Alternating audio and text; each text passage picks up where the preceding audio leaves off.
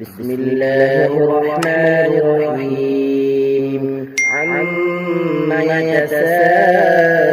يتساءلون عن النبأ العظيم الذي هم فيه مختلفون كلا سيعلمون ثم كلا سيعلمون ألم نجعل الأرض مهادا والجبال أوتادا وخلقناكم أزواجا وجعلنا نومكم سباتا وجعلنا الليل لباسا وجعلنا النهار معاشا وبنينا فوقكم سبعا شدادا وجعلنا سراجا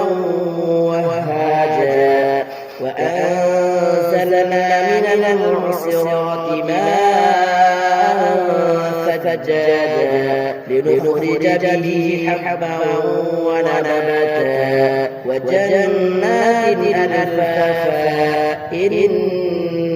يوم الفصل كان ميقاتا يوم ينفخ في الصور فتأتون أفواجا وفتحت السماء فكانت أبوابا وسيرت الجبال فكانت سرابا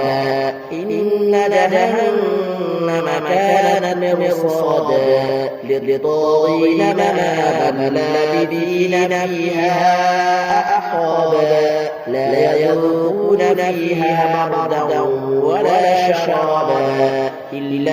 حميما وغساقا جزاء وفاقا إنهم كانوا لا يرجون حسابا وكذبوا بآياتنا كذابا وكل شيء أحصيناه كتابا فذوقوا فلن نزيدكم إلا عذابا إن للمتقين مفازا حدائق وأعنابا وكواعب أترابا وكأسا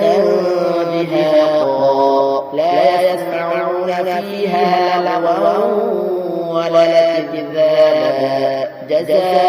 جزاء من ربك عطاء حسابا رب السماوات والأرض وما بينهما الرحمن لا يملكون منه خطابا يوم يقوم الروح والملائكة صفا لا يتكلمون إلا من أذن له الرحمن وقال صوابا ذلك اليوم الحق فمن شاء اتخذ إلى ربه مآبا إنا أنذرناكم عذابا قريبا يوم ينظر المرء ما قدمت يداه ويقول الكافر يا ليتني كنت ترابا.